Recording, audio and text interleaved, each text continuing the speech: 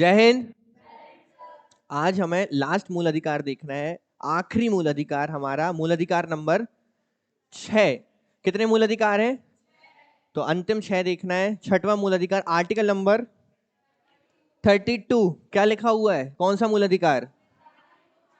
संवैधानिक उपचार। अच्छा, ये जो संवैधानिक उपचार है, ये उपचार मतलब क्या होता है? उपचार मतलब, अरे जब आप बीमार होते हैं तो डॉक्टर के पास उपचार के लिए जाते हैं ना, कि हमारा उपचार कर दीजिए, ये बीमारी है। तो वही उपचार की बात हो रही है यहाँ पर यहाँ पर बीमारी एक्चुअल में क्या है? संविधान, आपके मूल अधिकारों का उल्लंघन। और यहाँ डॉक्टर कौन है? Supreme court. यहाँ डॉक्टर कौन होगा? सुप्रीम कोर्ट यहाँ पर डॉक्टर होंगे। ठीक है। Right to constitutional remedies. ये रेमेडीज मतलब क्या होता है? उपचार। रेमेडीज जो आपको दिखते हैं डॉक्टर्स, ताकि आप ठीक हो सकें। वैसे ही यहां पर रेमेडीज कौन देता है? Supreme court. हाई कोर्ट भी देते हैं, आपको आगे पता चलेगा। तो देखो, संविधान सभा ने हमें मूल अधिकार दे दिए, जिसकी जरूरत थी हमें। उसी वजह से आज हम इतने खुलकर इस देश में निवास कर पाते हैं, अपनी मर्जी से कहीं आ जा सकते हैं। और उसी वजह से यहां खड़े होकर मैं अपनी अभिव्यक्ति की आजादी का उपयोग कर पा रहा हूं। पर एक चीज संविधान सभा को पता था कि हो सकता है कि किसी केंद्र सरकार के द्वारा, किसी संस्था के द्वारा, किसी प्राधिकारी के द्वारा, किसी प्राधिकरण के द्वारा, या किसी अधिकारी के द्वारा आपके मूल अधिकारों का क्या किया जा सकता है? हनन किया जा सकता है। और जब आपके मूल अधिकारों का हनन किया जाएगा, तब आप कहां जाओगे? तब आप मदद किससे मांगोगे? तो इस चीज की चिंता किसे थी? संविधान सभा को थी। इसीलिए उन्होंने बोला एक और मूल अधिकार देना चाहिए, और वो मूल अधिकार कौन सा होगा? संवैधानिक उपचारों का अधिकार।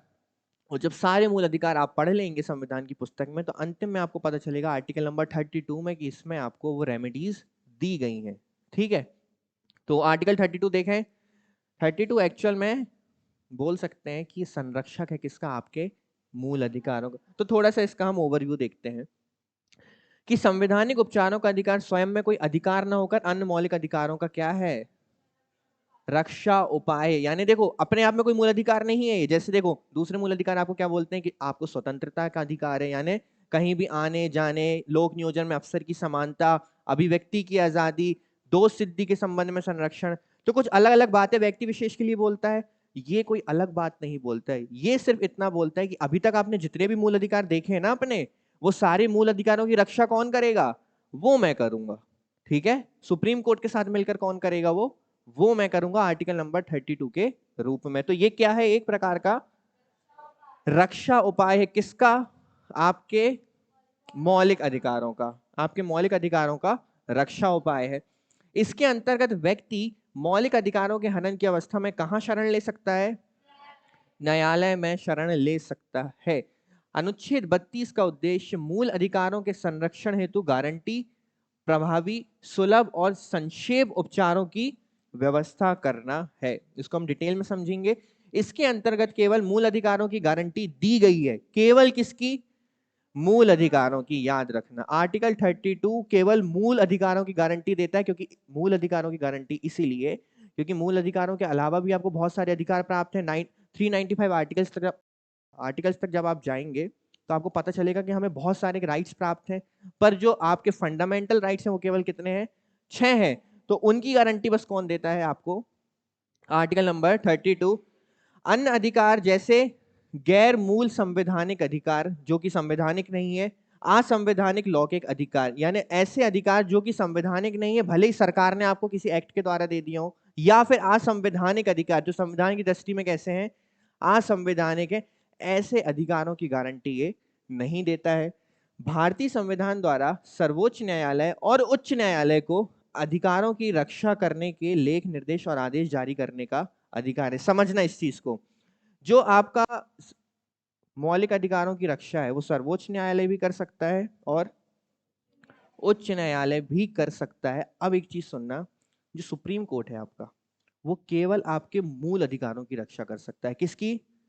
आप सुप्रीम कोर्ट केवल कब जा सकते हैं? आपके मूल अधिकारों का जब हनन किया गया हो। परंतु उच्च न्यायालय मतलब हाई कोर्ट हाई कोर्ट आपके मूल अधिकारों की भी रक्षा कर सकता है, और इसके अलावा जो अन्य राइट्स जो कानून बनाकर आपको दिए गए, यानी केंद्र सरकार ने कोई कानून बनाया जिसके तहत आपको क्या दिए गए हैं, राइट्स दिए गए। जैसे आपको पता है कि आदिवासियों को कुछ अलग राइट्स दिए जाते हैं, महिलाओं को कुछ अलग राइट्स दिए जाते हैं, बच्चों को कुछ अलग राइट्स दिए जाते हैं, पर वो फंडामेंटल राइट्स नहीं है। वो कैसे लागू किए गए हैं, कानून बनाकर। तो उसके तहत आप कहां जा सकते हो, हाई कोर्ट। तो केवल मूल अधिकारों की यदि बात हो तो किसके पास, सुप्रीम कोर्ट। और मूल अधिकार और कानूनी अधिकार दोनों ही अधिकारों के लिए आप अगर उल्लंघन हो तो कहां जा सकते हो, हाई कोर्ट जा सकते हो। सर्वोच्च न्यायालय आर्टिकल नंबर 32 के तहत एवं उच्च न्यायालय आर्टिकल नंबर 226 के तहत क्या जारी कर सकता है। ये रिट क्या होती है अभी थोड़ी देर में आपको पता चल जाएगा। बस ये दो आर्टिकल से याद रखना। देखो क्या होता है, जब आपके मूल अधिकारों का उल्लंघन होता है तो सुप्रीम कोर्ट को कुछ काम करना पड़ेगा। वो जो कार्य करने की शक्ति है या कार्य करने का अधिकार है वो रिट के तौर पर करता है। उसके पास कितनी रिट्स हैं, 5 रिट्स। कितनी रिट्स दी गई हैं, 5 रिट्स दी गई हैं। वो ये देखता है कि ये किस प्रकार के उल्लंघन की बात मेरे पास लेकर आया है, और उसके तहत मैं किस प्रकार की रिट को क्या कर सकता हूं, जारी कर सकता हूं। तो वो उस रिट का उपयोग करेगा। अभी रिट्स क्या होती हैं अभी आपको पता चलेंगे। बस आप ये आर्टिकल याद रखिए कि सुप्रीम कोर्ट किस आर्टिकल के तहत रिट जारी करता है, आर्टिकल नंबर 32। और किस आर्टिकल के तहत हाई कोर्ट रिट जारी करता है, 226। इतना बस याद रखिए। क्लियर है। चलिए इसके बाद आर्टिकल्स में देखते हैं सब क्लॉजेस।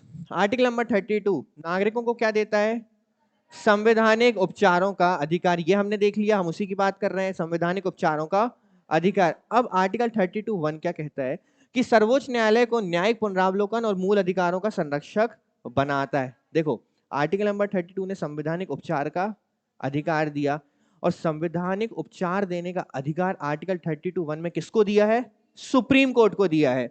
और आर्टिकल 32(2) में पहले उसने अधिकार दे दिया, अब सुप्रीम कोर्ट किसके तहत सुनवाई कर सकता है, 5 रिट्स के तहत। तो वो 5 रिट्स की चर्चा किसमें की गई है, 32(2) में की गई है। फिर से समझते हैं, अगर सिर्फ बोला जाए कि संवैधानिक उपचारों का अधिकार किसमें है, संवैधानिक उपचारों के लिए आपको सुप्रीम कोर्ट को संरक्षक बनाया गया किसके तहत, आर्टिकल 32(1). और सुप्रीम कोर्ट 5 रिट्स जारी कर सकता है, ये किसमें बोला गया है, 32(2). ये चीज क्लियर है। अब आगे देखते हैं। देखो ये इंपॉर्टेंट स्टेटमेंट है, इसको थोड़ा ध्यान से देखना, स्टार बना देते हैं। डॉक्टर अंबेडकर ने अनुच्छेद 32 को संविधान का सबसे महत्वपूर्ण अनुच्छेद बताया और बोला कि यह एक अनुच्छेद जिसके बिना संविधान कैसा है, अर्थहीन है, और यह संविधान की आत्मा और हृदय है। ये मोस्ट इंपॉर्टेंट है। संविधान की आत्मा और हृदय किसे कहा गया है, और किसने कहा है, बस इतना पता होना चाहिए। संविधान की आत्मा किसे कहा गया है, आर्टिकल 32। किसने कहा है, डॉक्टर B.R. अंबेडकर के द्वारा कहा गया। क्लियर है। चलो एक बार चर्चा कर लेते हैं ओवरव्यू पर। आर्टिकल 32 का काम क्या है, जल्दी से बताओ। संवैधानिक उपचारों का अधिकार। आर्टिकल 32 के तहत कितनी रिट्स जारी की जा सकती हैं, 5 रिट्स जारी की जा सकती हैं। और ये जो 5 रिट्स जारी करने की बात है, ये किस आर्टिकल में लिखी हुई है, आर्टिकल 32(2). और आपके मौलिक अधिकारों का संरक्षक किसको बनाया गया, सुप्रीम कोर्ट को इसका संरक्षक बनाया गया है। ठीक है, रिट्स की ओर आगे बढ़े। हर एक रिट पढ़ने में बड़ा मजा आएगा, उनके बारे में जब चीजें पता चलेंगी ना कि कैसे इनको जारी किया जाता है, तो आपको समझ में आएगा कि सुप्रीम कोर्ट शक्तियों का उपयोग किस प्रकार से करता है। बढ़े आगे। चलिए कितनी रिट्स की बात की हमने, 5 रिट्स। तो सबसे पहले 5 रिट्स के नाम पता होना चाहिए। देखो अनुच्छेद 32 के तहत सर्वोच्च न्यायालय और अनुच्छेद 226 के तहत उच्च न्यायालय व्यक्ति के मौलिक अधिकारों को प्रवर्तित करने के लिए कितने, 5 प्रकार के रिट्स को जारी कर सकता है। इसको आपको इसी सीक्वेंस में याद रखना है। सबसे पहला नाम बंदी प्रत्यक्षीकरण, हेबियस कॉर्पस। पहला नाम क्या है, बंदी प्रत्यक्षीकरण। बंदी से मतलब समझ रहे हो ना आप, बंदी मतलब कौन बंदी, वो मुजरिम जिसको अरेस्ट किया गया है, या वो व्यक्ति जिसको अरेस्ट किया गया है। अब बंदी मतलब बहुत सारी चीजें होती हैं, जरूरी नहीं बंदी वही है जो मुजरिम है। समझ में आ रहा है। यदि मैं कल को आपको किसी कमरे के अंदर बंद कर दूं तो आप बंदी हो कि नहीं हो ना, आपने कुछ किया है, बस मुझे अच्छे नहीं लग रहे थे आप, तो मैंने सोचा आपको कमरे में 2 दिन के लिए क्या कर देता हूँ, बंद कर देता हूँ, है ना। तो इसमें आपको एक नई चीज पता चलेगी अभी। तो आप भी बंद कर सकते हो किसी को भी, ठीक है, पर केवल 24 घंटे के लिए करना, ठीक है। परमादेश मैंडमस, दूसरा परमादेश, तीसरा प्रतिषेध, पहला बंदी प्रत्यक्षीकरण, दूसरा, तीसरा प्रतिषेध, चौथा उत्प्रेषण, चौथा और पांचवा अधिकार प्रच्छा। देखो यहां मत देखना, मुझे देखो, ठीक है। पहला नाम, दूसरा नाम परमादेश, तीसरा नाम प्रतिषेध, चौथा नाम उत्प्रेषण और पांचवा नाम अधिकार प्रच्छा। चलिए कितने रिट्स हैं? 5 रिट जारी की जा सकती हैं। किसके द्वारा? सुप्रीम कोर्ट के द्वारा, किस आर्टिकल के तहत? और हाई कोर्ट के द्वारा किस आर्टिकल के तहत? 226 के तहत। इन 2 आर्टिकल्स के तहत ये कितने प्रकार की? 5 प्रकार की रिट्स को जारी कर सकते हैं। अब हम 5 प्रकार की रिट्स देख लेते हैं। पहली, बंदी प्रत्यक्षीकरण, दूसरा नाम सुनाई नहीं दिया, परमादेश, तीसरा नाम प्रतिषेध, चौथा नाम उत्प्रेषण, पांचवा नाम अधिकार प्रच्छा।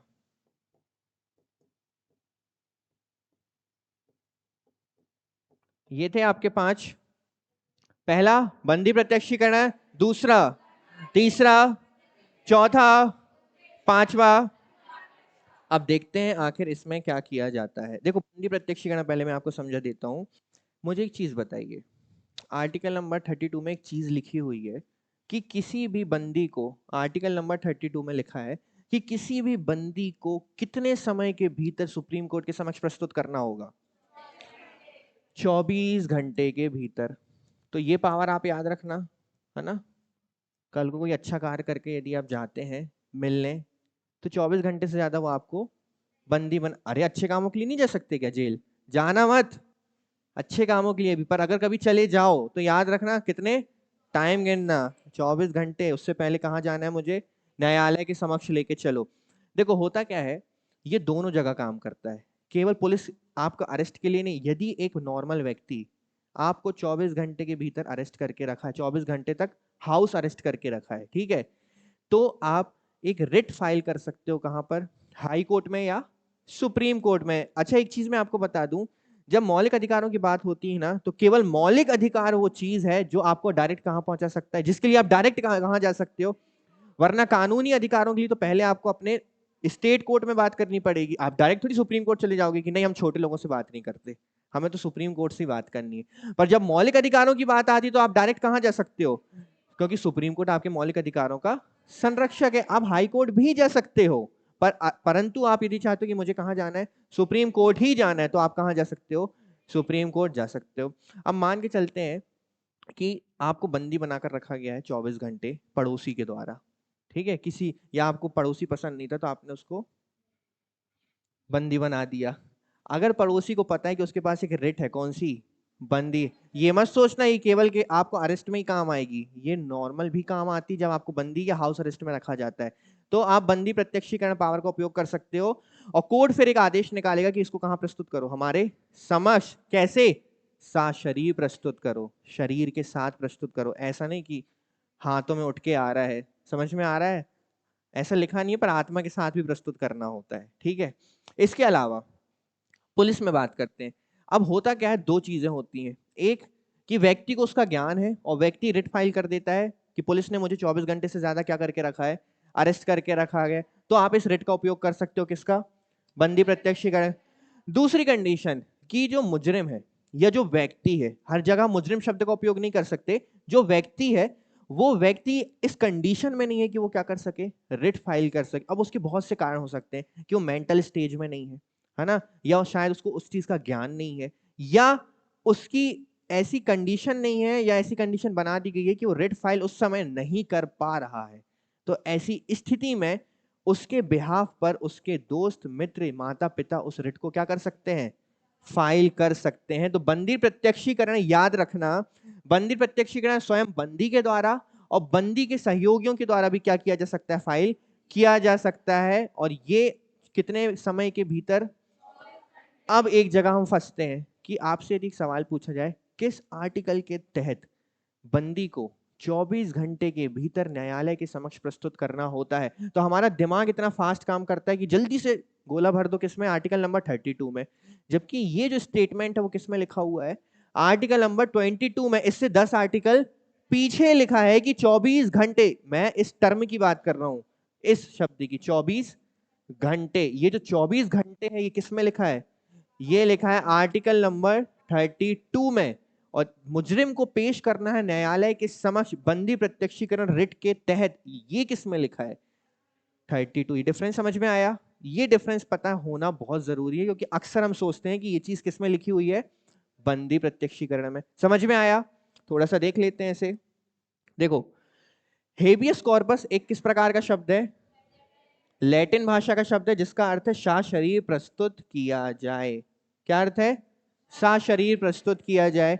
इसके अंतर्गत गिरफ्तारी का आदेश जारी करने वाले अधिकारी को आदेश देता है कि वह बंदी को न्यायाधीश के सामने उपस्थिति दर्ज करे और उसे कैद करने की वजह बताए। और यदि न्यायाधीश अगर उन कारणों से असंतुष्ट होता है तो बंदी को छोड़ने का हुक्म जारी कर सकता है। आई बात समझ में? यहां यह हमारा संरक्षण करता है, क्योंकि अगर ये नहीं होता तो कोई भी जेल में होता। आ रही बात समझ में? कि अगर ये पावर नहीं होती न्यायाधीश के समक्ष, तो पुलिस वालों का मन है, पुलिस वालों के, मैं सिर्फ हर पुलिस वाले की बात नहीं कर रहा हूं, मैं बता रहा हूं गलत उपयोग कैसे किया जा सकता है शक्तियों का। कि उसका मन है कि आपको 4 दिन कहां रखेगा। और देखो, लोग रहते भी हैं, ऐसा नहीं कि नहीं रहते, अभी भी रहते। क्यों? क्योंकि उन्हें पता ही नहीं है रिट के बारे में। तो आप सभी कहां जाइए? थानों में जाइए, कैदियों से मिलिए, कि उनसे पूछिए कितना समय हो गया आप लोगों को। ठीक है? और जिन जिन को 24 घंटे हो गए हैं, सबको क्या फाइल करने बोलो। तो कब जाओगे? कभी नहीं जाना, है ना? चलो, तो ये बंदी प्रत्यक्षीकरण समझ में आया? क्लियर है? बंदी प्रत्यक्षीकरण के तहत आपको बंदी को कहां प्रस्तुत करना होगा? न्यायालय के समक्ष। और अगर उसे गलत समझा जाए, न्यायालय कोई असंतुष्ट लगे कि इसे गलत तरीके से अरेस्ट किया गया, तो उसको क्या कर देगा? वो छोड़ने का हुक्म दे देगा। क्लियर है? ये था बंदी प्रत्यक्षीकरण। दूसरा क्या है आपकी रिट? परमादेश। परमादेश, चलिए, परमादेश भी किस प्रकार का शब्द है? मतलब मैंडमस किस प्रकार का शब्द है? और इसका अर्थ होता है कि हम आदेश देते हैं। सबसे पहले किस प्रकार का, किस भाषा का शब्द है? लैटिन। इसका अर्थ क्या है? हेबियस कॉर्पस का अर्थ क्या था? शाशरीर प्रस्तुत किया जाए। अब देखो रिट नंबर 2 क्या बोलती है। अच्छा, ये सारी रिट्स कौन? हम, हमारे लिए, हमारे मौलिक अधिकारों की रक्षा के लिए।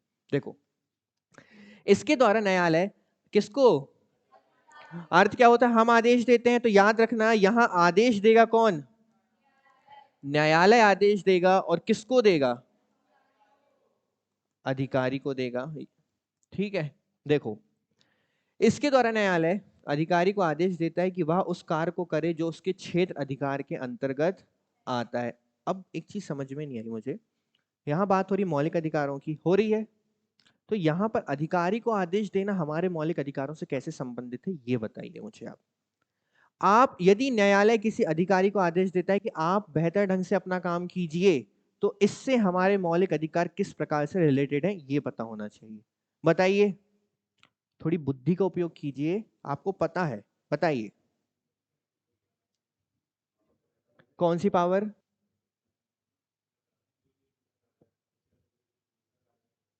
मैं ये पूछ रहा हूं हमारे मौलिक, अरे चलो, मैं व्यक्ति विशेष हूं, मैंने रिट लगाई ना परमादेश की। रिट किसने भेजी? मैंडमस रिट किसने भेजी सुप्रीम कोर्ट के पास? मैंने भेजी। तो मेरे ऐसे कौन से अधिकार का हनन हो सकता है जिसके तहत मैं परमादेश शक्ति का उपयोग करूंगा, ये बताओ मुझे। परमादेश, ऐसे कौन से मौलिक अधिकारों का हनन होने पर? थोड़ा सा सोचो। कैसे? चलो, स्वतंत्रता छिनवाओ अपनी किसी अधिकारी से। कैसे? एग्जाम्पल, एग्जाम्पल चाहिए मुझे। वो तो बंदी प्रत्यक्षीकरण यूज करोगे ना उसके लिए। मैं क्या पूछ रहा हूं, परमादेश क्यों उपयोग किया? आपने उस शक्ति का उपयोग क्यों किया कि न्यायालय को आदेश देना पड़ा कि अधिकारी आप अपना काम सही ढंग से कीजिए जो आपके कार्य क्षेत्र में आ रहा है। क्यों? क्योंकि उसकी वजह से इन व्यक्तियों का क्या हो रहा है, मूल अधिकारों का हनन हो रहा है।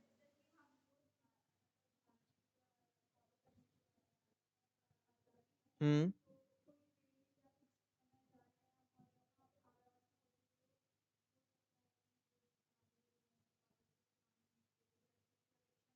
ये सही है, इससे भी बेहतर एग्जाम्पल हो सकता है। मैं आपको बताऊं, मुझे ही बताना पड़ेगा क्योंकि बहुत अच्छा एग्जाम्पल बताता हूं कि आर्टिकल 19(1) में आपको एक वो मिलता है, क्या स्वतंत्रता मिलती है कि आप कहीं भी देश में निवास कर सकते हो, मिलती है। और 19(1) में ही आपको एक अधिकार मिलता है कि आप देश में कहीं पर भी व्यापार कर सकते हो। अब मुझे एक चीज बताइए, जब आप घर बनाएंगे तो अपनी प्रॉपर्टी की रजिस्ट्री करवाएंगे? रजिस्ट्री के लिए तहसील ही जाना पड़ेगा, रजिस्ट्रार के ऑफिस जाना पड़ेगा। वो एक अधिकारी है कि नहीं है? उसने बोल दिया मेरा मन नहीं करने का, उसने बोल दिया 1 महीने बाद आना, उसने बोल दिया 2 महीने बाद आया। आपका मूल अधिकार है कि आप यहां पर निवास कर सकते हो, परंतु आप निवास नहीं कर पा रहे हो क्योंकि एक अधिकारी अपने कार्य को ढंग से नहीं कर रहा है, जिसके कारण आपके मूल अधिकारों का हनन हो रहा है। वहीं दूसरी चीज, आपको एक दुकान खोलनी है, दुकान के लिए क्या करना पड़ता है? रजिस्ट्रेशन करवाना पड़ता है, जीएसटी नंबर लेना पड़ता है, और तरह तरह के आपको नगर निगम के सारे सर्टिफिकेशन चाहिए होते हैं। अब इन चीजों के लिए आपको कहां जाना पड़ेगा? सरकारी दफ्तरों में जाना पड़ेगा। वहां पे यदि अधिकारी बोल देते हैं कि अभी मेरा मन नहीं करने का, या आपको काम से लटकाते हैं, 3 महीने लटका दिया, 4 महीने लटका दिया, 6 महीने लटका दिया, इस वजह से आपके मूल अधिकारों का क्या हुआ? हनन हुआ कि आप कहीं पर भी व्यापार कर सकते थे, परंतु आप वो व्यापार नहीं कर पा रहे हैं। क्यों? क्योंकि ये अधिकारी ढंग से कार्य नहीं। उस स्थिति में आप सुप्रीम कोर्ट को ये चीज बताएंगे कि आप इस रिट का उपयोग करिए और उस अधिकारी को बोलिए कि अपना काम ढंग से करें, ताकि हम अपने इस मूल अधिकार का उपयोग कर सकें। आई बात समझ में? इसलिए ये रिट जारी की जाती है। देखो, यह रिट न्यायालय के द्वारा उस समय जारी की जाती है जब कोई लोक प्राधिकारी अपने कर्तव्यों के निर्वहन से इनकार करे, जिसके लिए अन्य कोई विधिक उपचार प्राप्त ना हो। क्यों? क्योंकि जब तक वो साइन नहीं करेंगे हमारा काम आगे नहीं बढ़ेगा। अब हम चाहें कि कोई दूसरा ऑप्शन देख लें तो ऐसा कोई कानूनी अधिकार है ही नहीं, मतलब हमें एट द एंड उसके साइन करवाना ही पड़ेगा। आप जानते हैं ना, सरकारी अधिकारियों के साइन की कीमत जानते हैं। अब एक चीज जैसे आपको पता होगा, मैं आपको बताता हूं कि आप जैसे यहाँ पर हैं, रहते हैं, आपको अपने घर को विक्रय करना है, किसी प्रॉपर्टी को विक्रय करना है जो कि आपके डाइवर्जन वाले, डाइवर्जन समझते हो, जो रजिस्टर्ड होता है, और आपको उसे बेचने से पहले किसकी परमिशन लेनी होगी? जिला के कलेक्टर की परमिशन लेनी पड़ेगी। पर जिला कलेक्टर आपको 1 महीने, 2 महीने, 3 महीने, 4 महीने, 5 महीने आपके उस काम को क्या करते जा रहे हैं, जिसकी वजह से संपत्ति को बेचने का जो आपका अधिकार है, विक्रय करने का, कानून में रहते हुए वो आप फॉलो नहीं कर पा रहे, तो भी आप किसका उपयोग कर सकते हो। समझ में आया? अब इस प्रकार रिट तब जारी की जाती है जब कोई लोक सेवक किसी विधिक कर्तव्य को करने के लिए बाध्य है किंतु करने से मना कर रहा है। यानी ऐसा नहीं, अब ऐसा नहीं कि उसका वो कार्य क्षेत्र नहीं, जबरदस्ती परमादेश भेज रहे हो, जबरदस्ती उसके पीछे लग गए हो, ऐसा तो नहीं होता ना। अब कलेक्टर को बोलोगे घर में बिजली नहीं आ रही, तो ऐसा तो नहीं चलेगा ना, उसके लिए तो एमपी भी अधिकारी से आपको बात करनी पड़ेगी। समझ में आया? तो आप वही कार्य के लिए कर सकते हो जो उसके पास अधिकार क्षेत्र में है, परंतु वो करने से इनकार कर रहा है। अब एक चीज, अब आपको इतना शानदार रिट दे दी गई है, तो थोड़ा सा रोकना पड़ेगा आप लोगों को। क्यों? क्योंकि दुरुपयोग भी बहुत अच्छे से करना जानते हैं सभी। तो उन्होंने बोला कि हम अपवाद डाल देते हैं ताकि आप ये ना बोलो कि ये ढंग से कार्य नहीं कर रहे हैं। तो इन्होंने क्या किया, राष्ट्रपति और राज्यपाल को किस में रख दिया कि भाई साहब, राष्ट्रपति और राज्यपाल के लिए रिट आप जारी नहीं कर सकते। कल को आप बोलो राष्ट्रपति अध्यादेश क्यों नहीं जारी कर रहे हैं, हमारा मूल अधिकारों का हनन हो रहा है, ये राज्यपाल अच्छे से कार्य नहीं कर रहे हैं, तो ऐसी चीज नहीं हो सकती। राष्ट्रपति या राज्यपाल के विरुद्ध अपने पद की शक्तियों का प्रयोग तथा कर्तव्यों के पालन के लिए इसका उपयोग नहीं किया जा सकता। किसी प्राइवेट कंपनी, प्राइवेट व्यक्ति के विरुद्ध इसका प्रयोग नहीं किया जा सकता। क्यों किया जाएगा? प्राइवेट कंपनी के विरुद्ध किया जा सकता है क्या? प्राइवेट कंपनी तो खुद की ऑटोनोमस बॉडी होती है ना, स्वशासी, वो अपने हिसाब से काम करती है, आप उसके खिलाफ रिट जारी। अब देखो यार, ऐसे तो यदि आप ऊधम करोगे, माता पिता की बात नहीं मानोगे, या माता पिता चाहते हैं पढ़ाई करो, या किसी प्रकार की अनैतिक जिद करोगे, तो माता पिता तो आपको घर में बंदी बना ही देंगे। तो इसका मतलब ये नहीं कि आप अपने माता पिता के विरुद्ध ही बंदी प्रत्यक्षीकरण लगा दो, ऐसा हो सकता है? अच्छा कर तो देना बेटा, फिर इतना सुटोगे ना माता पिता से अपने बंदी प्रत्यक्षीकरण में, तो ऐसी पावर्स का उपयोग सही जगह करना, ठीक है, कि आपके कर्तव्यों का निर्वहन सही ढंग से हो सके। और किसी न्यायाधीश के विरुद्ध भी इसका उपयोग नहीं किया जा सकता। आप ये बताइए कि परमादेश किसी प्राइवेट व्यक्ति के विरुद्ध किया जा सकता है? मेरा मन नहीं है, मैं क्यों करूं आपका काम, मेरी दुकान है, मुझे आपका काम नहीं करना, मैं प्राइवेट हूं, स्वशासी हूं, मेरी मर्जी, तो आप उसके खिलाफ रिट जारी नहीं कर सकते। किसी प्राइवेट कंपनी के विरुद्ध भी ये जारी नहीं कर सकते। तो समझ में आया कि परमादेश क्या करता है? सुप्रीम कोर्ट को ये शक्ति देता है कि वो किसी अधिकारी को ये बोल सकता है कि अपना काम बेहतर ढंग से कीजिए, पर कहां करने बोलता है, समझ में आया। और इसका उपयोग हम कहां कर सकते हैं, समझ में आया। और कहां उपयोग नहीं किया जा सकता, ये समझ में आया। पहला राष्ट्रपति, राज्यपाल, प्राइवेट कंपनी, प्राइवेट व्यक्ति और न्यायाधीश के विरुद्ध इनका उपयोग नहीं किया जा सकता। क्लियर है? बंदी प्रत्यक्षीकरण हो गया। दूसरा हमारा हो गया परमादेश। तीसरा क्या है? प्रतिषेध शब्द का मतलब क्या होता है? रोकना होता है, लिखा होता है ना, यहां प्रवेश निषेध है, लिखा होता है, वही प्रतिषेध की बात हो रही है, मतलब रोकना। अब ये रोकता कौन है और किसे रोकता है और क्यों रोकता है, ये हमें देखना है। तो देखो, सबसे ऊपर कौन है? Supreme court. तो रोकने का अधिकार किसके पास है? और रोका कब जाएगा? जब आप अपने अधिकार क्षेत्र से बाहर निकलकर कार्य करेंगे तब। देखो, प्रतिषेध का अर्थ है रोकना। किसी भी न्यायिक या अर्ध न्यायिक संस्था के विरुद्ध इसको जारी किया जा सकता है। इसके माध्यम से न्यायालय के न्यायिक अर्ध न्यायिक संस्था को अपने अधिकार क्षेत्र से बाहर निकलकर कार्य करने से रोकती है। अब एक चीज बताइए, जो केंद्र का विषय है उस पर चर्चा करेगा सुप्रीम कोर्ट, उस पर यदि डिस्ट्रिक्ट कोर्ट या हमारे हाई कोर्ट अगर उसमें क्या करेंगे, इंटरफेयर करेंगे, तो प्रॉब्लम होगी। इसका मैं आपको एक बहुत अच्छा एग्जांपल अभी बताता हूं। प्रतिषेध रिट का मुख्य उद्देश्य किसी अधीनस्थ न्यायालय को अपनी अधिकारिता का अतिक्रमण करने से। अधीनस्थ न्यायालय मतलब सुप्रीम कोर्ट का अधीनस्थ कौन? High court. हाई कोर्ट का अधीनस्थ कौन? सेशनल कोर्ट या डिस्ट्रिक्ट कोर्ट।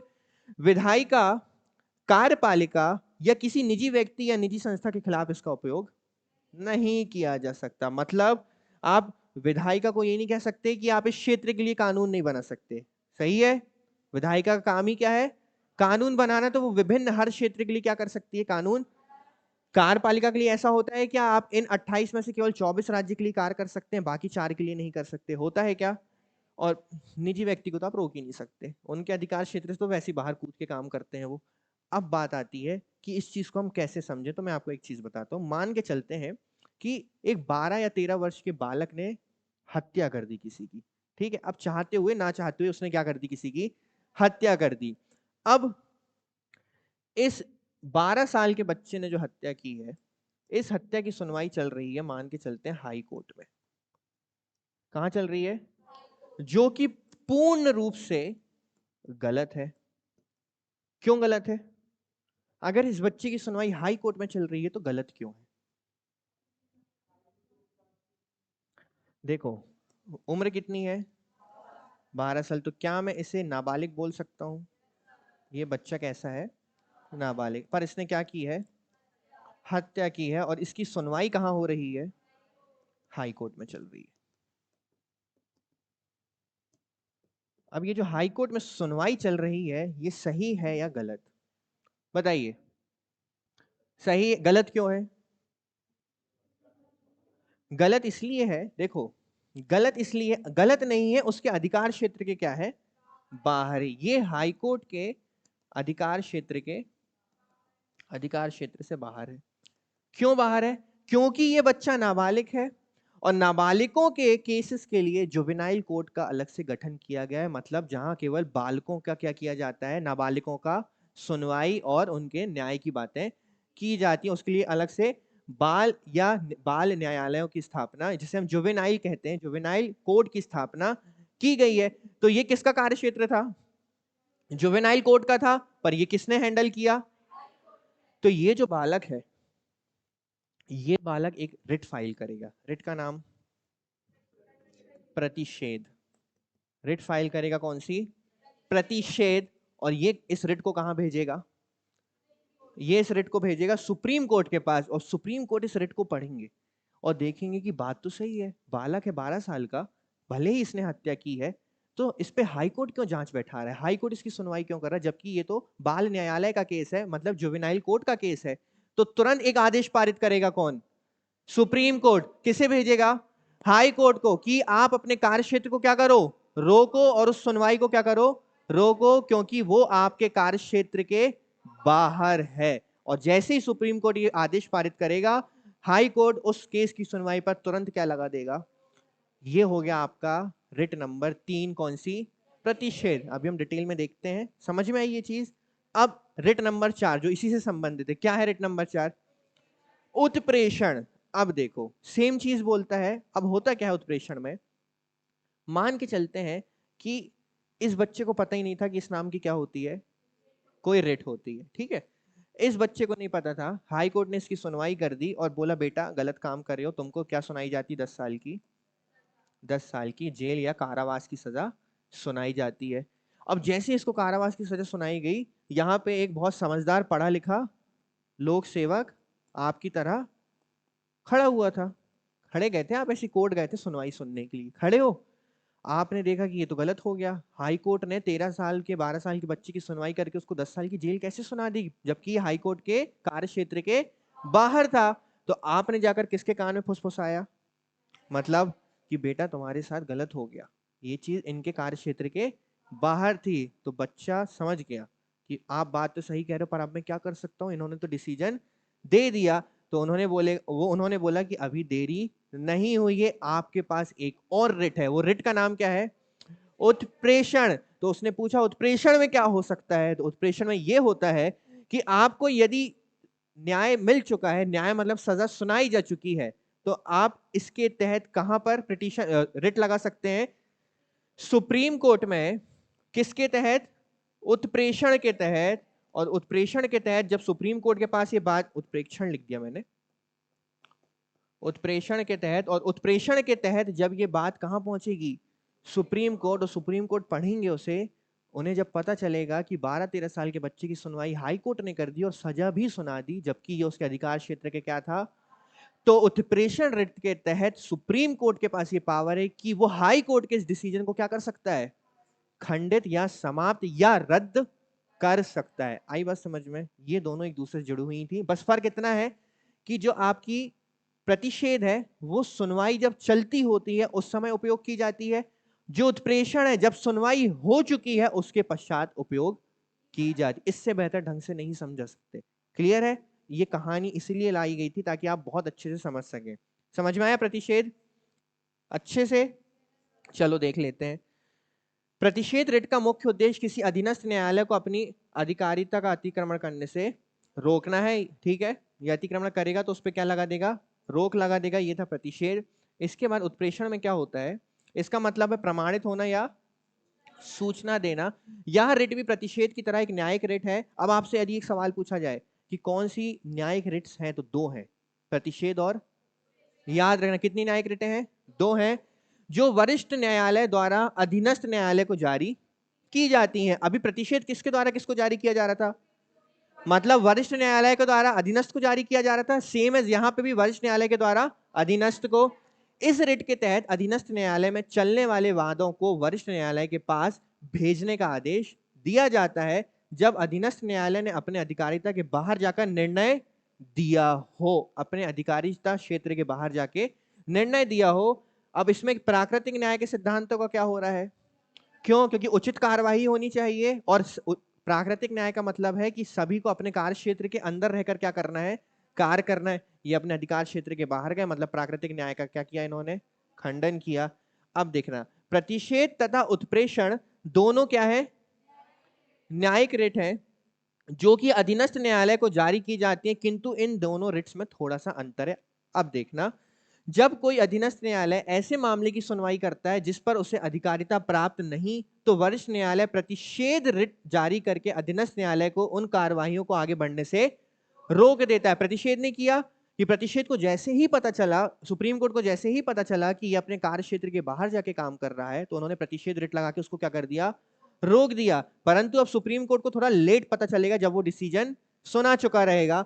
दूसरी ओर यदि अधीनस्थ न्यायालय मुकदमे की सुनवाई कर चुका है और निर्णय दे चुका है, तो उसे उत्प्रेषण रिट जारी की जाएगी और उक्त कार्यवाही को रद्द कर दिया जाएगा। किसको समझ में नहीं आया बताओ? अच्छे से समझ में आई चीज? हमने कहानी के तौर पे समझा कि यदि कोई ऐसा कार्य कर रहा है अधीनस्थ न्यायालय जो उसके कार्य क्षेत्र के बाहर है और सुनवाई अभी हो रही है ना, तो उस पर रोक कौन लगा सकता है? Supreme court. किस रिट के तहत? प्रतिषेध के तहत। परंतु सुप्रीम कोर्ट को अब लेट पता चला, सुनवाई हो चुकी थी, आदेश जारी हो चुके थे, सजा दी जा चुकी थी, तब बाद में पता चलेगा तो किस रिट का उपयोग फिर? क्लियर है? अच्छे से क्लियर है? अब हमारी आखिरी रिट कौन सी? अधिकार परीक्षा। एक बात बताइए, हम जो भी एग्जाम की तैयारी कर रहे हैं या हम कोई भी जॉब, गवर्नमेंट जॉब जब निकलती हैं तो उसके लिए वैकेंसीज निकलती हैं, है ना, या उस पद के लिए एक एग्जाम कंडक्ट करवाया जाता है। अब मान के चलते हैं कि किसी सरकारी दफ्तर में एक क्लर्क की नौकरी निकली, ठीक है, क्लर्क की बोल सकते हैं या ग्रुप सी की बोल सकते हैं, नौकरी निकली। अब सिस्टम कैसे वर्क करता है कि हमें आर्टिकल 16 बोलता है लोक नियोजन में अफसर की समानता बोलता है, और लोक नियोजन में अफसर की समानता में बोला जाता है कि 7 बिंदुओं के आधार पर आपसे क्या नहीं किया जाएगा? भेदभाव नहीं किया जाएगा। वही आपके लिंग, जन्म, जन्म स्थान, उद्भव, इनके आधार पर एक्सेट्रा क्या नहीं किया जाएगा। परंतु आपको पता भी नहीं चला और उस सरकारी दफ्तर में उस ग्रुप सी अधिकारी या फिर उस क्लर्क की क्या कर दी गई? नियुक्ति कर दी गई। आपको पता ही नहीं चला क्योंकि एग्जाम कंडक्ट हुआ ही नहीं। तब आपके पास एक पावर है, एक रिट है। क्यों?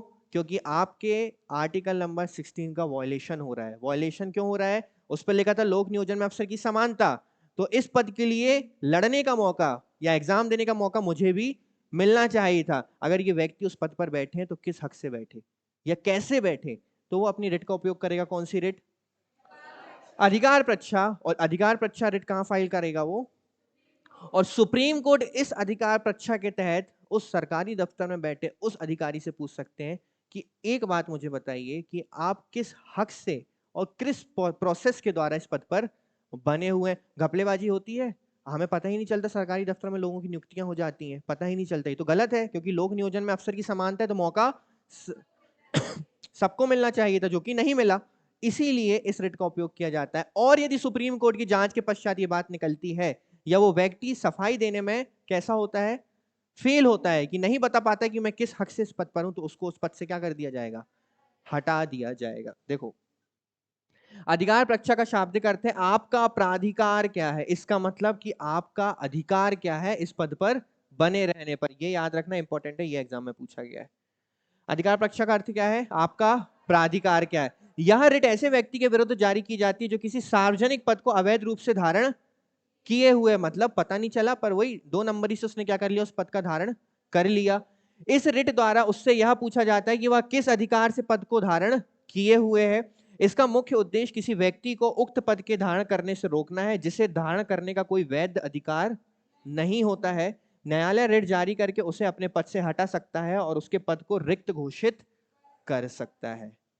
आपके हर एक रिट पे आपका एक मौलिक अधिकार बच रहा है ना। आपकी पहली रिट पे आपके मौलिक अधिकार 22 को बचाया गया, ठीक है। आपके जीवन की स्वतंत्रता को किसने बचाया? रिट नंबर फर्स्ट किसने?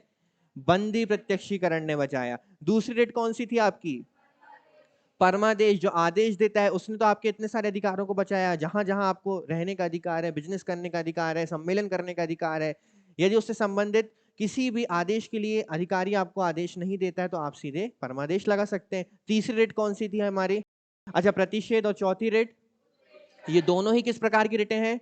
न्यायिक रिटें हैं, और दोनों ही वरिष्ठ न्यायालय के द्वारा अधीनस्थ न्यायालय को जारी की जाती है। सही है। और हमारी अंतिम रिट थी अधिकार परीक्षा, जो ये सवाल पूछती है उस अधिकारी या सार्वजनिक पद पर बैठे व्यक्ति से जो गलत तरीके से उस पद को धारण किए हुए है। समझ में आए? पांचों रिट्स अच्छे से समझ में आई। एक भी रिट में थोड़ा सा भी डाउट हो तो आप पूछ सकते हो, मैं समझा दूंगा फिर से। है कोई डाउट? उत्प्रेषण में क्या डाउट है? हाँ। हम्म। हम्म।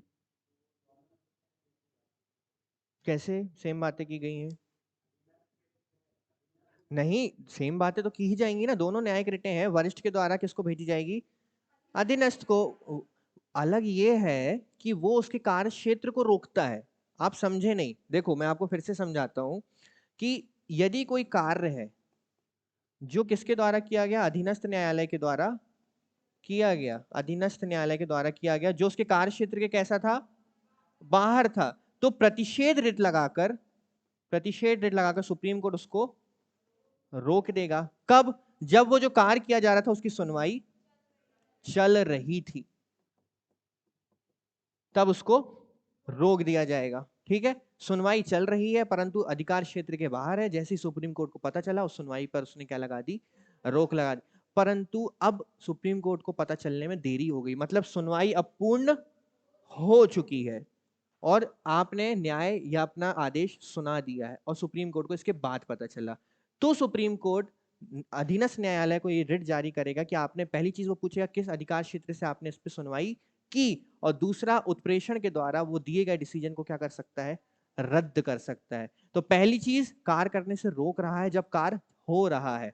दूसरी चीज, जब कार्य हो चुका है और जो कार्य होने के बाद आदेश दिया गया उस आदेश पर क्या लगाता है, रोक लगाता है। ये अंतर है प्रतिषेध और उत्प्रेषण में। इसके बाद एक आता है हमारा सुप्रीम कोर्ट, जिसके तहत किस आर्टिकल के तहत दी जाती है 5 रिटें, आर्टिकल नंबर 32। और फिर आता है हमारा हाई कोर्ट, हाई कोर्ट को भी रिट जारी करने का अधिकार है, किस आर्टिकल के तहत, 226। तो बात ये आती है कि दोनों में अंतर क्या है।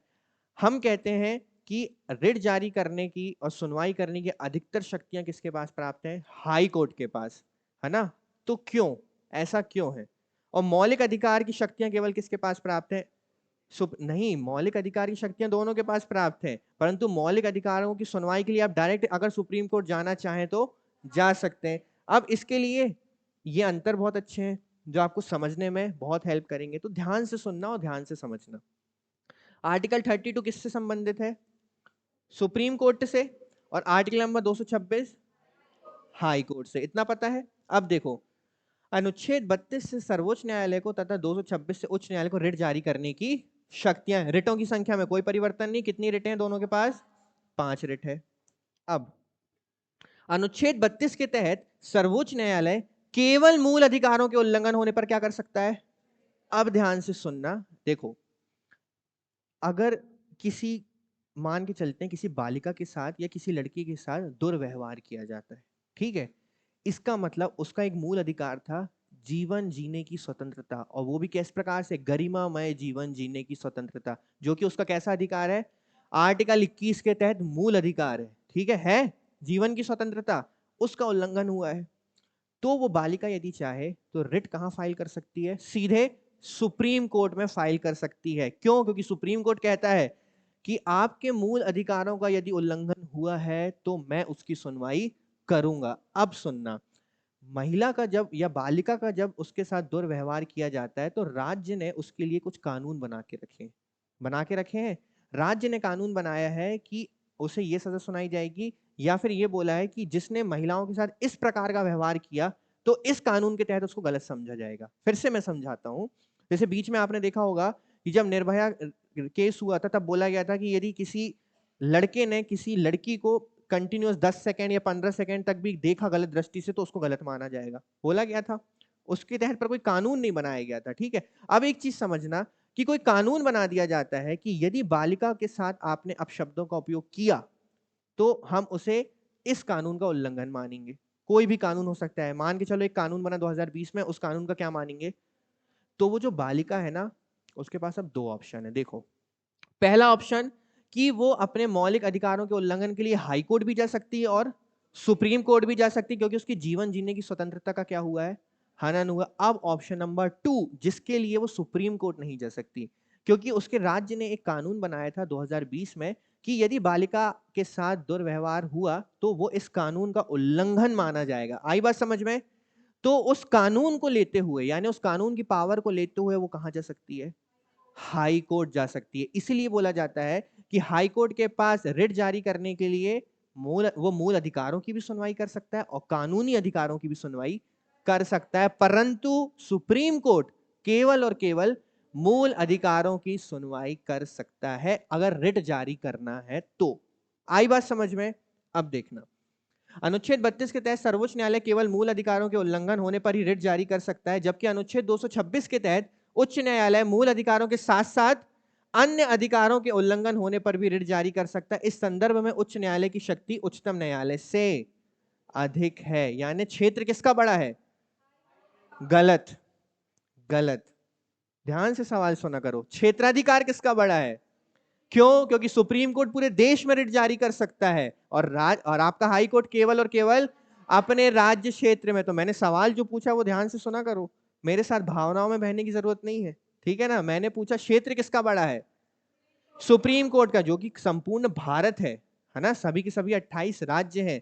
पर जब बात करते हैं हाई कोर्ट की तो केवल उसका क्षेत्र क्या है? हाँ, सुनवाई करने के अधिकार किसके पास ज्यादा है?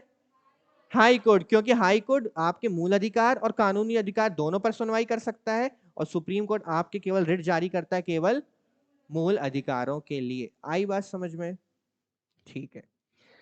इसके बाद सर्वोच्च न्यायालय अनुच्छेद 32 के तहत संपूर्ण भारत में रिट जारी कर सकता है, जबकि उच्च न्यायालय अनुच्छेद 226 के तहत केवल अपने राज्य में ही रिट जारी कर सकता है। इस संदर्भ में उच्च न्यायालय का क्षेत्र उच्चतम न्यायालय से कम है। आई बात, डिफरेंस समझ में आया? यहां बोल रहा है उच्च न्यायालय की शक्ति उच्चतम न्यायालय से अधिक है, यहां पर उच्च न्यायालय का क्षेत्र उच्चतम न्यायालय से। समझ में आई चीजें? अनुच्छेद 32 मूल अधिकारों पर संवैधानिक गारंटी प्रदान करता है, जबकि अनुच्छेद 226 कोई मूल अधिकार नहीं है क्या? हमें तो पता है ना, मूल अधिकार केवल 12 से लेकर, तो 226 35 के अंदर आता है क्या? इसका मतलब ये संवैधानिक अधिकार तो है परंतु मूल अधिकार नहीं है। तो आर्टिकल 32 मूल अधिकार है पर 226। अब एक चीज और सुनना, जो सुप्रीम कोर्ट रिट जारी करता है वो एक मूल अधिकार है और संवैधानिक अधिकार दोनों है, पर जो हाई कोर्ट रिट जारी करता है वो संवैधानिक अधिकार तो है पर मूल अधिकार। ये स्टेटमेंट्स बहुत अच्छे से दिमाग में याद रखना, ये अगर एग्जाम में पूछ ली गए तो मजा आ जाएगा, ठीक है ना, अगर सही हुए तो मजा आएगा। और राहुल गांधी की तरह ये मजा मैं सबको देना चाहता हूं, ठीक है। अनुच्छेद 32 स्वयं एक मूल अधिकार है, जबकि अनुच्छेद 226 मूल अधिकार नहीं है। अनुच्छेद 32 मूल अधिकारों पर संवैधानिक गारंटी प्रदान करता है, जबकि अनुच्छेद 226 मूल अधिकार सुनवाई जरूर करता है किंतु संवैधानिक गारंटी का प्रावधान नहीं करता। यहां तो गारंटी देना पड़ेगा क्योंकि मूल अधिकार तो गारंटी के साथ आते हैं, लाइफ टाइम वारंटी के साथ आते हैं मूल अधिकार, ठीक है। समझ में आई ये चीज? यदि ये चीज समझ में आ गई तो समझो मूल अधिकार समाप्त, आपका बहुत अच्छे से समाप्त हो जाएगा। अगर अब बताओ कोई प्रॉब्लम है? 3 ही मूल अधिकार हमारे बचे हैं, उनको केवल एक एक लाइन आपको पढ़ाना है, उसमें बहुत ज्यादा समय देने और समझाने की जरूरत नहीं है। 32 में प्रॉब्लम है, पांचों रिट्स में कोई प्रॉब्लम है, होंगी तो लेके आना। हाँ बताओ। हम्म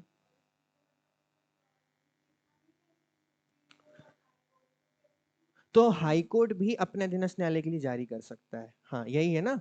वरिष्ठ न्यायालय मतलब जो वरिष्ठ है, और अधीनस्थ मतलब जो उसके नीचे होगा, ठीक है। अधीनस्थ हाई कोर्ट के नीचे कौन होता है? आपका सेशनल कोर्ट, तो वो उसका अधीनस्थ हो गया। सुप्रीम कोर्ट का अधीनस्थ कौन होता है? हाई कोर्ट, तो वो उसका। अब सुप्रीम कोर्ट तो उसके ऊपर तो कोई है ही नहीं, तो वो तो वरिष्ठतम कहलाता है। अब इसके बाद जो आपके अन्य अधिकार हैं, जिसके कारण अब हमारे मूल अधिकार क्या हो जाएंगे? समाप्त हो जाएंगे, ठीक है। आर्टिकल नंबर 33 संसद को सशस्त्र बलों के सदस्यों के मौलिक अधिकारों को प्रतिबंधित करने का अधिकार देता है। हमारे जो सैनिक होते हैं, अर्धसैनिक बल होते हैं, सशस्त्र बल होते हैं, हमें उनके मूल अधिकारों को क्या करना पड़ता है? कम करना पड़ता है। जैसे किसी भी सैनिक को कभी अभिव्यक्ति की आजादी देख हमेशा तोल कर दी जाती है ना, ऐसा नहीं कि एकदम, वरना पता चले किसी भी कठिन समस्या में वो है, क्योंकि सैनिक का धर्म होता है कि हर कठिन समस्या में रहकर वो देश की क्या करे।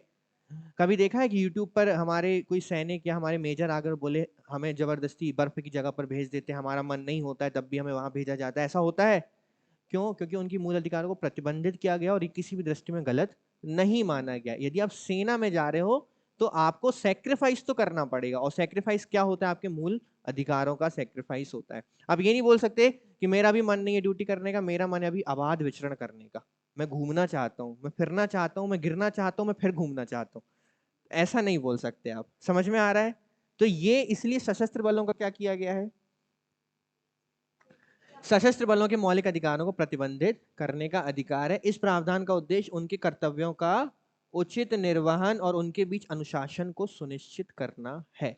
Article number 33। आर्टिकल नंबर 34, भारतीय संविधान के अनुच्छेद 34 के मुताबिक संसद को यह अधिकार है कि वह मार्शल लॉ मतलब किसका अधिकार होता है वहां?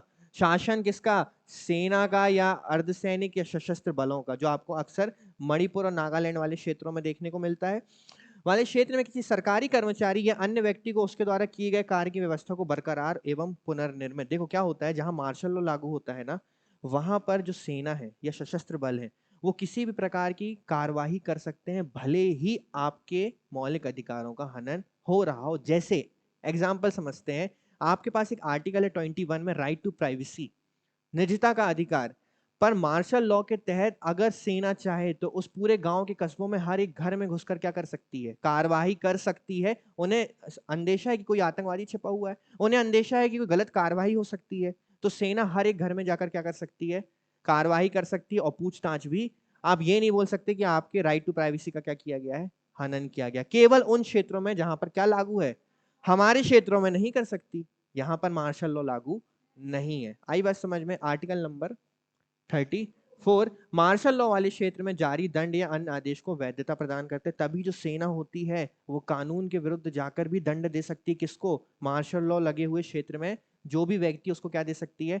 दंड दे सकती है। कुछ स्थिति में एनकाउंटर्स भी कर दिए जाते हैं। संघ या राज्य की सेवा में किसी भी व्यक्ति या किसी अन्य व्यक्ति को किसी भी क्षेत्र में भरने के संबंध में द्वारा दिए गए किसी भी कार्य के लिए क्षतिपूर्ति करे। आप बस इतना समझ जाइए, ये जो संसद है वो विशेष अधिकार देती है उस क्षेत्र में कार्य कर रहे या रह रहे अधिकारियों को या सशस्त्र बलों को, पर वहां लागू क्या करना आवश्यक है? Martial law. और यहां पर पूर्ण रूप से या अर्धपूर्ण रूप से आपके मूल अधिकारों का हनन हो सकता है। ये क्या हो गया? एक अपवाद हो गया। ये भी एक क्या हो गया? अपवाद हो गया। इसके बाद 35, भारतीय संविधान के अनुच्छेद 35 के अनुसार मौलिक अधिकारों को प्रभावी बनाना। प्रभावी मतलब क्या? कि उन्हें सही ढंग से लागू किया जाए। प्रभावी जो बात बोली जा रही है उनके लिए वो चीज एक्चुअल में क्या हो? ऐसा ना हो कि मूल अधिकार में लिखा अभिव्यक्ति की आजादी, परंतु जब कोई व्यक्ति अभिव्यक्ति देने आता है तो उसको रोक दिया जाता है। तो ये प्रभावी हुआ क्या? नहीं हुआ। प्रभावी बनाने के लिए कानून बनाने का अधिकार किसके पास है? सिंपल है, आर्टिकल नंबर 35 बोलता है कि हमें मूल अधिकारों को प्रभावी बनाना है और उस प्रभावी बनाने के लिए हम कानून बना सकते हैं। सिंपल।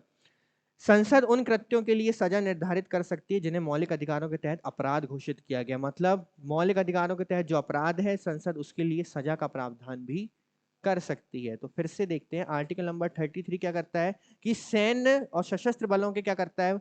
मूल अधिकारों को प्रतिबंधित करता है।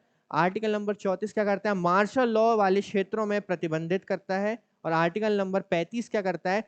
संसद को अधिकार देता है कि वो मूल अधिकारों को प्रभावी बनाने के लिए कानून बना सके, और यदि वो गलत है या उनकी दृष्टि में अपराध है, जो मूल अधिकारों का उल्लंघन है, तो उसके तहत वो दंड का प्रावधान भी बना सकती है या कर सकती है। क्लियर है? इसके तहत हमारे अब मूल अधिकार क्या होते हैं? एकदम समाप्त होते हैं। अब हम इसके बाद क्या पढ़ने वाले हैं?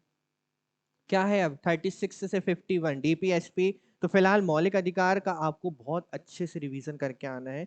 12 से लेकर 35 तक जितने भी 6 मौलिक अधिकार थे उनको डिटेल में पढ़कर आना है। अगर कोई प्रॉब्लम आती तो आप नेक्स्ट लेक्चर में पूछ सकते। ठीक है? ठीक है, चलिए, जय हिंद।